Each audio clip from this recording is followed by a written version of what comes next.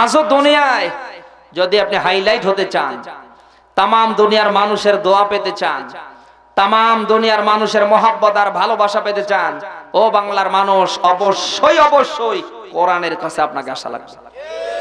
তার জ্বলন্ত প্রমাণ আল্লামা সাঈদী 10 বছর ধরে জেলখানায়, এমনকি আমৃত্যু কারাদণ্ড হয়েছে। বাংলাদেশের এমন কোন জেলা নেই, পৃথিবীর এমন কোন রাষ্ট্র নেই যে রাষ্ট্র থেকে আল্লামা সাঈদীর জন্য মানুষ মন থেকে দোয়া না করে। কারণ আল্লামা সাঈদীর সম্পর্ক ছিল কোরআনের সাথে। কথা বলেন,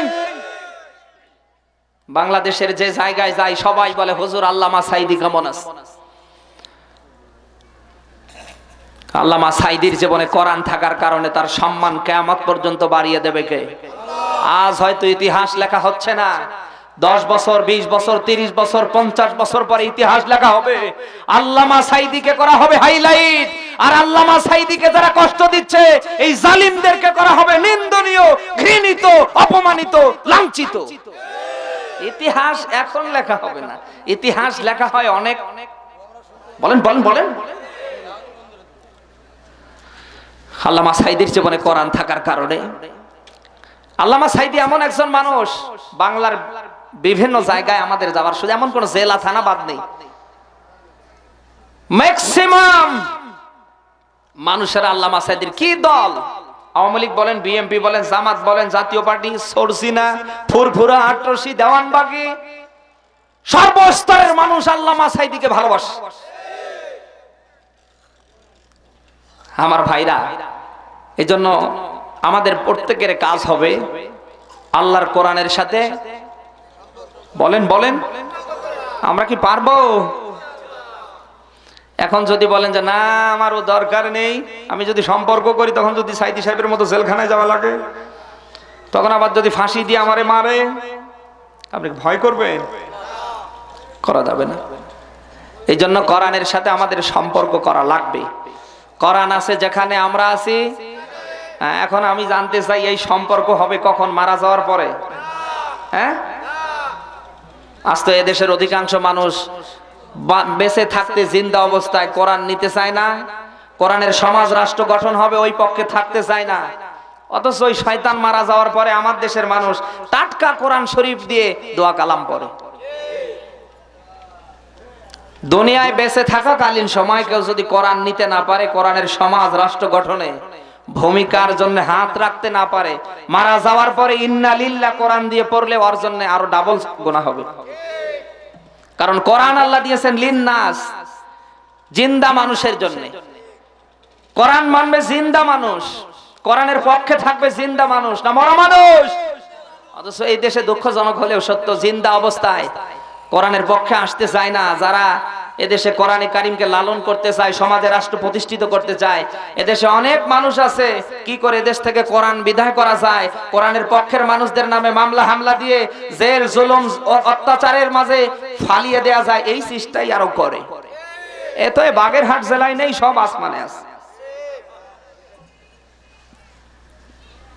আমার ভাইরা, যদি আবেগ থাকে, আপনার যদি বিবেক থাকে, আবেগ দিয়ে না, যদি আপনার বিবেক থাকে, যদি জ্ঞান বুদ্ধি থাকে, আমি কি বলছি একটু একটু নেওয়ার চেষ্টা করেন। কোরআন আল্লাহ দিয়েছে বেঁচে থাকতে নেওয়া লাগবে, জিন্দা মানুষের জন্য। আমরা কি জিন্দা না মরা? বলেন। এখন জিন্দা থাকা অবস্থায়, জীবিত থাকা অবস্থায় যদি কোরআন আমরা নিতে না পারি, মারা যাওয়ার পরে যত বড় হুজুরই কোরআন দিয়ে দোয়া করুক না কেন, স্বয়ং ফেরেশতা জিবরাইল এসে যদি কোরআন খতম দেয়, কোনো কাজ হবে না।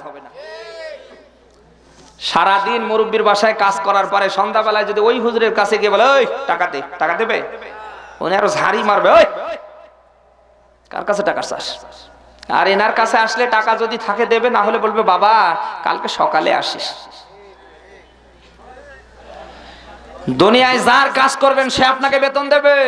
ও বাংলার মানুষ, জীবিত জিন্দা থাকাকালীন সময় যদি এই কোরআনের পক্ষে আসতে না পারেন, আল্লাহর দিকে ফিরে যেতে না পারেন, মারা যাওয়ার পরে আমার আল্লাহ বেতন হিসেবে যা দেবে সব জাহান্নামে যাওয়া ছাড়ার কোনো জায়গা থাকবে না।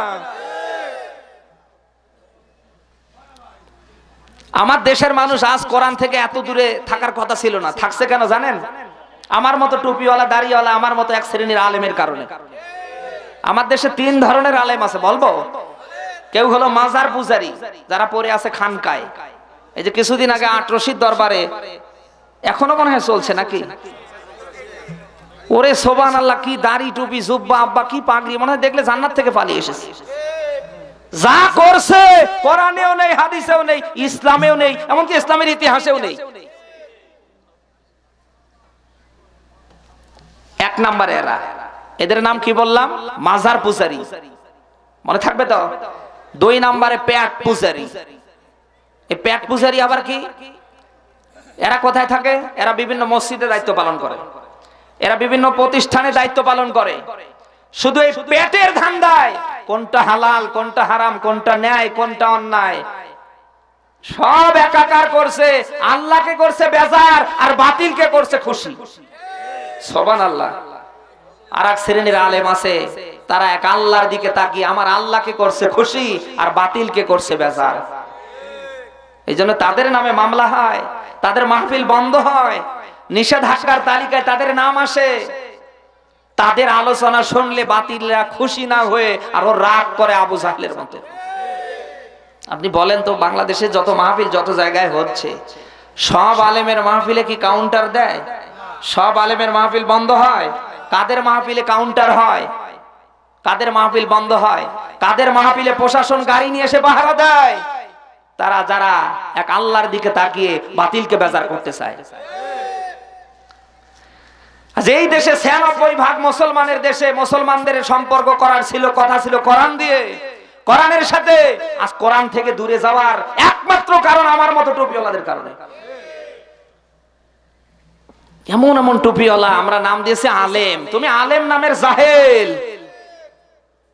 মসজিদে জমার দিনে হক কথা বলতে চায় না, যদি সভাপতি চাকরি খেয়ে ফেলে, সেক্রেটারি যদি আবার বেতন বন্ধ করে দেয়, দলীয় নেতাকর্মী যদি আবার মামলা দিয়ে জেলখানায় নেয়, এরকম আলেম তো এ দেশে নেই। না না না, এখানে নেই। আজ আমাদের টার্গেট যদি এক আল্লাহর থাকতো, যে আমরা আল্লাহকে রাজি খুশি করার জন্য আমরা মাঠে ময়দানে মসজিদে বিভিন্ন খানকায় সব জায়গায় এক আল্লাহর দিকে তাকিয়ে কোরআনের হক কথা বলবই। সব আলেমদের টার্গেট যদি এই হতো, বাংলার মাটিতে 96% মুসলমানের দেশে কোরআন বন্ধ করার ষড়যন্ত্র কারো বাবার কারো বেটির হতো না। আমরা আস্তাগফিরুল্লাহ নাউজুবিল্লাহ খাওয়া দেখলেই আমরা পাগল। আর ওই সমস্ত বাতিলকে খুশি করার মতো আলেমদের এক একটার পেট মহিলার থেকে লজ্জা পায়। ডাক দিয়ে বলে, শেফালির আব্বা পেটে সন্তান আসে আমার, হুজুরের পেট এত বড় কেন? পেট তো সবার বড় হবে না। যারা হালাল কোনটা হারাম কোনটা সব একাকার করে, কোনটা জায়েজ আর কোনটা না যায় সব একাকার করছে, তাদের পেট বড় হবে। কথা বলেন কেন? আজকে মসজিদে অধিকাংশ মুসল্লি নামাজ পড়ে না, তারপরও ইমাম সাহেব বেতন খায়। আজ অধিকাংশ সমাজে দেখেন অপকর্ম ছড়িয়ে ছিটিয়ে পড়েছে। একটা আলেম যদি জমার দিন উচ্চ কণ্ঠে বলতো, যারা সঠিকভাবে 5 ওয়াক্ত নামাজ পড়ে না, যেমন কি জমার নামাজও যারা আসে না, তাদের বেতন খায়, ঠিক আছে, তাদের কোন অনুষ্ঠান পারিবারিক ভাবে সামাজিক ভাবে হলে তাদের পক্ষ থেকে কেউ মারা গেলে অন্তত আমার দ্বারা জানাজা হবে না, যদিও হয় আমার দোয়া হবে সব গালিগালাজ দিয়ে। দেখেন তো মসজিদ ভরে কিনা। কিন্তু আমার মতো টুপিওয়ালা তো ধান্দায় নেই ভাই। কে সুদ খায়, কে ঘুষ খায়, কে নামাজ পড়ে না পড়ে, কে দুর্নীতির সাথে জড়িত, কে দেশ থেকে ইসলামের বিরুদ্ধে কোরআনের বিরুদ্ধে আলেমদের বিরুদ্ধে ষড়যন্ত্র করছে, এ ধান্দা নেই। সুদখোর দাওয়াত দিলেও কুকুরের মতো লেজ গুটিয়ে পালিয়ে যায়, খায় আর বলে ভাই এত বাড়িতে দাওয়াত খাই, আপনার বাড়ির মতো দাওয়াত খাওয়া আমার কোথাও তৃপ্তি সহকারে হয় না। সুবহানাল্লাহ। ইতিহাস প্রমাণ করে আদম নবী থেকে বিশ্ব নবী মুহাম্মদ রাসূলুল্লাহ পর্যন্ত কোন নবী এবং রাসূলের পেট বুকের উপরে ছিল না। এখন যাদের পেট উঠছে বোঝা লাগবে ওটা আলেম না, আলেম নামের মূর্খ। কিসের আলেম? বুখারীর বর্ণনায় আল্লাহর নবী দিয়েছে, হযরতে উমামা হাদিসটি বর্ণনা করেন, মান হাব্বা লিল্লাহ ওয়া আবগাদা লিল্লাহ ওয়া আতা লিল্লাহ ওয়া মানাআ লিল্লাহ ফাকাদ ইস্তাকমালাল ঈমান, রাহুল বুখারী। নবীজি বলেন তোমরা যদি ঈমান পূর্ণ করতে চাও, আমি আল্লাহর জন্য বন্ধুত্ব করবে, আমি আল্লাহর জন্য শত্রুতা করবে, আমি আল্লাহর জন্য কাউকে কিছু দেবে। কয়টা কথা বললাম? বলেন বলেন বলেন। এক নম্বরে বন্ধুত্ব করা লাগবে কার জন্য? শত্রুতা করা লাগবে কার জন্য? কাউকে কিছু দেওয়া লাগবে, এটা হবে কার জন্য? আজ ৯৬% মুসলমানের দেশে, আমি আপনাদের কথা বলছি না, আমার মতো আলেম আমরা যারা আছি, আমরা যদি এক আল্লাহর দিকে তাকিয়ে শত্রুতা, এক আল্লাহর দিকে তাকিয়ে বন্ধুত্ব করতাম, বাংলার মাটিতে মুসলমানের ঘরে জন্ম নিয়ে, বাংলার মাটিতে মুসলমানের ঘরে জন্ম নিয়ে আজ যারা এই দেশে মুনাফিকি করছে, তারা দিনে রাতে মারা গিয়ে ওই জায়গায় থাকতো, পৃথিবীতে তাদের জানাজা পড়ার মতো কোনো মানুষ থাকতো না। আমি কি খুব বেশি বানিয়ে বললাম বলেন তো? আমার ভাইরা, এই জন্য ইসলামের বিরুদ্ধে, কোরআনের বিরুদ্ধে, আলেমদের বিরুদ্ধে যার অবস্থান হবে, সে যদি নিজের জন্ম দেওয়া বাবাও হয়, ওটা আল্লাহর দিকে তাকিয়ে ওটা বাবা না, ওটা বাবা নামের শয়তান। যারা ইসলামের বিরুদ্ধে, টুপিওয়ালার বিরুদ্ধে, আলেমদের অবস্থান নেবে, ওটা যেই হয় না কেন, হতে পারে নেতা, হতে পারে নেত্রী, হতে পারে যে কেউ, ওটার সাথে সম্পর্ক ছিন্ন করা লাগবে কার দিকে তাকিয়ে? বলেন। এটাও বুখারীর হাদিস, আবু হুরায়রা বর্ণনা করেন, কিয়ামতের ময়দানে আল্লাহ আরশের নিচে ৭ শ্রেণীর মানুষকে সেদিন আরশের ছায়ার নিচে জায়গা করে দেবে। তাদের ভেতরে যারা আল্লাহর দিকে তাকিয়ে বন্ধুত্ব বাড়াবে, বন্ধুত্ব করবে, যারা আল্লাহর দিকে তাকিয়ে শত্রুতা করবে, আল্লাহ তাআলা আরশের নিচে তাদেরকে ওই দিন জায়গা করে দেবে। ওই আরশের ছায়া দরকার আছে না নেই? পারবেন তো? হুজুর আপনি কোরআনের আলোকে তাফসীর পেশ করেন, রাজনীতির প্রয়োজন নেই। আমি কি রাজনীতি করলাম? কোরআন যাদের জীবনে থাকে তাদের যে এত সম্মান আর ইজ্জত, এই কথা বোঝাতে গিয়ে কেউ যদি মনে করে যে রাজনীতি করছে, তো এগুলো সব বাদ দিয়ে রাম রাম করা ছাড়া বুদ্ধি নেই। কথা কয় না? স্বাধীন দেশের আমরা স্বাধীন মানুষ। আমি কি স্বাধীন নাগরিক না? না ভারত থেকে পাসপোর্ট করে আইছি? সারা বিশ্বে আল্লামা সাঈদীর মতো মানুষ হাইলাইট হয়েছে কোরআনের কারণে। সে কথা বলতে গিয়ে কেউ যদি মনে করে রাজনীতি করছে, এ কি রাজনীতি? যেখানে বিশ্ব নবীর কথা, ওই জায়গায় আবু জাহেল, আবু লাহাব, উতবা, সাইবা, মক্কার ওই সমস্ত কাফেরদের কথা দিয়েছে কে? যেখানে নমরুদের কথা, ওই জায়গায় ইব্রাহিমের কথা দিয়েছে কে? যেই জায়গায় মুসার কথা, ওই জায়গায় ফেরাউনের কথা দিয়েছে কে? আমি খালি শুধু মুসার ওয়াজ করব, ইব্রাহিমের ওয়াজ করব, বিশ্ব নবীর ওয়াজ করব না, এরকম পাগল তো আমি না। কারণ আল্লাহর নবী মুহাম্মদুর রাসূলুল্লাহর ব্যাপারে কথা বলতে গেলে আবু জাহেলকেও নিয়ে কথা বলতে হবে। মুসা নবী সম্পর্কে কথা বলতে গেলে ফেরাউনকে নিয়েও কথা বলতে হবে। এখন কেউ যদি মনে করে উনি আমাদের নেতাকে, দলকে, আমাকে বলে, ওই শয়তান তোরে আমি চিনি, আমার ইসলামের দৃষ্টি, কোরআনের দৃষ্টি, কোরআন এবং হাদিসের চশমা লাগিয়ে আমি দেখতে পাচ্ছি তোমাকে আল্লাহ জাহান্নামে দিবে কি করে, তুমি তো গিয়েই বসে আছো। বেঁচে থাকতে কোরআন ভালো লাগে না? কোরআনের কথা শুনলে, আলেমদের কথা শুনলে তোমার গায়ে জ্বালা দেয়। আমার তো সন্দেহ হচ্ছে তোমার শরীরে কোনো মুসলমানের রক্ত নেই। কোরআন শুনলে কি সবাই রাগ করবে? আলেমদেরকে সবাই বিরক্ত করবে? আলেমদেরকে সবাই কাউন্টার দেবে? এদেশে আলেমদেরকে সবাই অপমান করবে? না, যাদের রক্তের ভেতরে ভাইরাস আছে তারা এই কোরআনের কথা শুনলে রাগ করবে। আলেমদের হক কথা শুনলে ও জায়গা তো থাকবে না, আর ওই মাহফিল কি করে ভঙ্গ করা যায় চেষ্টা করবে। আচ্ছা, আপনার কাছে আমি জানতে চাই, সবার গায়ে কি চুলকানি হয়? হ্যাঁ, যাদের গায়ে চুলকানি হয় নিশ্চয় তার শরীরে রক্তে, ব্লাডে ভাইরাস আছে। কালকে হাসপাতালে যা পরীক্ষা করেন দেখবেন যে আপনার ব্লাডে ভাইরাস আছে। অন্তত ডাক্তার ঔষধ লিখে দিবে, অন্তত এই 7 দিন, 3 দিন, 3 মাস ধরে খান, আপনার রক্তে ভাইরাস। এই ভাইরাস দূর হলে এমনি চুলকানি যাবে। কথা কয় না?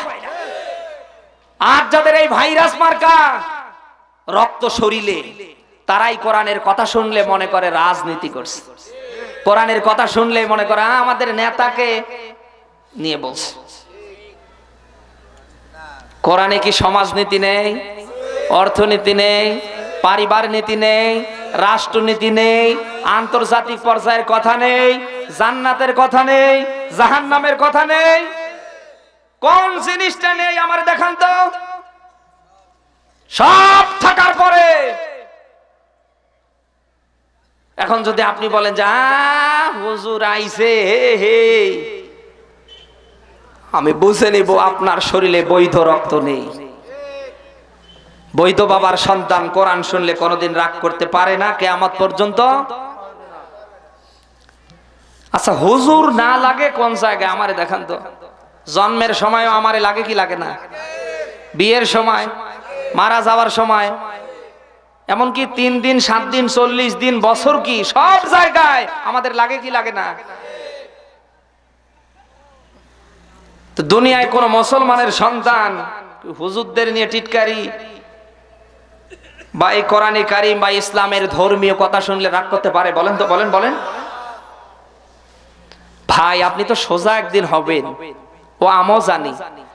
আমার কথা এই মুহূর্তে আপনাকে ভালো লাগবে না, কারণ আপনি যে ধান্দায়, যে মতবাদে বিশ্বাসী, যে আদর্শ নিয়ে আপনি আছেন, আমি জানি আমার কথা আপনার ভালো লাগবে না। আপনি সোজা একদিন হবেনই, একদিন আপনাকে আমার কথাগুলি ভালো লাগবে, কিন্তু সেদিন ভালো লেগেও সোজা হয়েও আর কোনো, বলেন বলেন, এই জন্য ভালো লাগাতে হবে মরার পরে না আগে। সোজা হওয়া লাগবে মরার আগে না পরে। এখন যদি বলেন যে না ও আমার দরকার নেই, আঁকা বাঁকা পথে থেকে, ইসলাম থেকে লাইনচ্যুত হয়ে, আল্লাহর বিধান থেকে লাইনচ্যুত হয়ে পথভ্রষ্ট অবস্থায় আপনি যদি মারা যান, তামাম দুনিয়ার মানুষ কোরআন থেকে আপনার জন্য দোয়া করতে পারে। স্বয়ং ফেরেশতা জিবরাইল দোয়া করলেও আল্লাহ জাহান্নামে খেলা শুরু করবে। ওই জাহান্নাম থেকে যদি বাঁচতে চান, আল্লাহর জান্নাতে যদি যেতে চান, দুনিয়ায় যদি শান্তি পেতে চান, সব কিছু লাথি মেরে এখন এই মুহূর্তে আমাদের আশা লাগবে কোরআনের কাছে। এই কারা পারবেন দেখি? লিল্লাহে তাকবীর। আল কোরআনের আলো, আল হাদিসের আলো, কোরআন আছে যেখানে, লিল্লাহে তাকবীর। ছোট্ট আর একটা এক্সাম্পল দিয়ে আমরা সামনে যাব। আপনাদের কষ্ট হচ্ছে না তো? আমি বোঝানোর জন্য বলছি ভাই, এটা একটা ক্লাস। খালি কানে হাত দিয়ে আমি হরিণের ওয়াজ করে গেলাম আর কাকবা মাশাআল্লাহ হরিণ বাধা ছিলই, আমার দরকার নেই। এটা ক্লাস। 3, 4, 7 ঘন্টা ওয়াজের দরকার নেই। বাংলাদেশের প্রত্যেকটা স্কুল, কলেজ, ইউনিভার্সিটি যেখানে স্যাররা, ম্যাডামরা, আপারা ক্লাস নাই, ক্লাস নেওয়ার ব্যবস্থা আছে প্রাতিষ্ঠানিকভাবে। আপনি দেখবেন সর্বোচ্চ 45 নতুবা 50 মিনিট। কারণ মানুষের একটা ধারণ ক্ষমতা আছে না নেই? কানে হাত দিয়ে সুর দিয়ে ওয়াজ করে গেলাম, আপনি কিছু বুঝলেন না, ও ওয়াজের দরকার নেই। এই জন্য এটা ক্লাস। সবাই ছাত্র এই মুহূর্তে। আমি কি বলেন বলেন বলেন। আল্লাহর নবী মুহাম্মদ রাসূলুল্লাহর সময়, এই কোরআন আসার পূর্বে বিশ্বনবী মুহাম্মদ রাসূলুল্লাহর ওই সমাজ আর রাষ্ট্রটা ছিল অজ্ঞতায় ভরা। কথা বলেন। জোর ছিল যার, ক্ষমতা ছিল, সাদা কালো মানুষের তারা ব্যবধান করত। একটা পুরুষ একাধিক মেয়েকে ভোগ করতে পারত। তামাম অশ্লীলতা, বেহায়াপনার সাথে তারা ছিল চ্যাম্পিয়ন। নবী মুহাম্মদ রাসূলুল্লাহ সব থেকে মানুষগুলোকে সভ্য জাতিতে রূপান্তর করার পেছনে কোরআন ছিল কিনা বলেন? আজও তামাম দুনিয়ায় যদি অশান্তি দূর করতে চান, চুরি বন্ধ করতে চান, ডাকাতি বন্ধ করতে চান, জেনা ইফটিজিং বন্ধ করতে চান, তামাম দুনিয়ার খারাপি আপনি বন্ধ করতে চান, দুনিয়ার মানুষের তৈরি করা আইন দিয়ে করলে হবে না। একমাত্র আইন করা লাগবে আল্লাহর কোরআন দিয়ে। আজ আমার আল্লাহর আইন, কোরআনে কারিমের নিয়ম নীতি দুনিয়ার যে জায়গায় আছে, আপনি দেখেন তো শান্তি আছে কিনা? আপনার বাড়ির আশেপাশে কত মসজিদ, ওইখানে আইন চলে কার? আজান হয় কার? নামাজে তেলাওয়াত হয় কিসের? আপনি দেখেন তো ওখানে অশান্তি আছে? আজান যখন হয়ে যায়, ইমামের পেছনে ধারাবাহিকভাবে সবাই কাতারবন্দি হয়। কে আওয়ামী লীগ, কে বিএনপি, কে জামাত, কে জাতীয় পার্টি, কে প্রভাবশালী, কে ফকিরের বাচ্চা, কোনো পার্থক্য? ওই জায়গায় আইন আছে কার?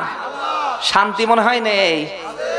ওই মসজিদের মতো করে তামাম দুনিয়ায় যদি অশান্তি দূর করতে চান, তামাম দুনিয়ায় যদি শান্তি তৈরি করতে চান, কোরআনে কারিমের আইন দিয়ে শান্তি প্রতিষ্ঠা করা ছাড়া বিকল্প কোনো রাস্তা নেই নেই নেই।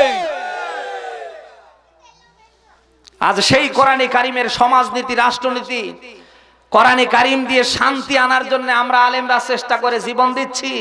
এদেশে অনেক মানুষ আছে আমাদের দেখারও টিটকারি করছে। আলেমদের দোষ না থাকলে ওই জায়গায় ওরা যায়। ওই শয়তান, হযরতে আদম নবী থেকে মুহাম্মদ রাসূলুল্লাহ পর্যন্ত দুইজন নবী বাদ, একটা হলো আদম আর একটা হলো ইদ্রিস। কয়জনের কথা বললাম বলেন বলেন? এই দুইজন নবী বাদ দিয়ে যত নবী আর রাসূল এই দুনিয়ায় এসেছিলেন, প্রত্যেকটা নবী আর রাসূল জালিমের কাছে, অবৈধ সরকারের কাছে জুলুম আর অত্যাচারের শিকার হয়েছিলেন। আপনি একটা কথা মিথ্যা প্রমাণ করতে পারবেন না। অপমান, অপদস্থ, বিভিন্ন জালিমের জেলখানায় তাদের মৃত্যু পর্যন্ত হয়েছে। এই কেউ বলবেন যে না এটা বানা কথা? তাহলে এখন আপনি নিশ্চয় বলবেন যে নবীদেরও অপরাধ ছিল, না থাকলে ফির ওই জায়গায় যায়। দুনিয়ায় যদি কেউ নবী রাসূলের বিরুদ্ধে, নবী রাসূলের উপরে এমন কিছু চাপিয়ে দেয়, ওর ঈমান থাকবে? নবীরা মাসুম, নবীরা নিষ্পাপ। কথাকার আমাদের নবী মুহাম্মদ রাসূলুল্লাহর চরিত্র সম্পর্কে সূরা কলামের 4 নম্বর আয়াত আল্লাহ দিয়েছে। নবীজির আদর্শ সম্পর্কে কোরআনে কারীমের সূরা আহজাবের 21 নম্বর আয়াত আল্লাহ দিয়েছে। যে নবীর চরিত্র, যে নবীর আদর্শ সম্পর্কে আল্লাহ কোরআনে কথা দিলেন, সেই নবী শুধুমাত্র কেবলমাত্র আল্লাহর দিন বিজয় করার জন্য ওই মক্কার শিয়াবে আবি তালিবের জেলখানায় কষ্ট করেছে। কথা কয় না?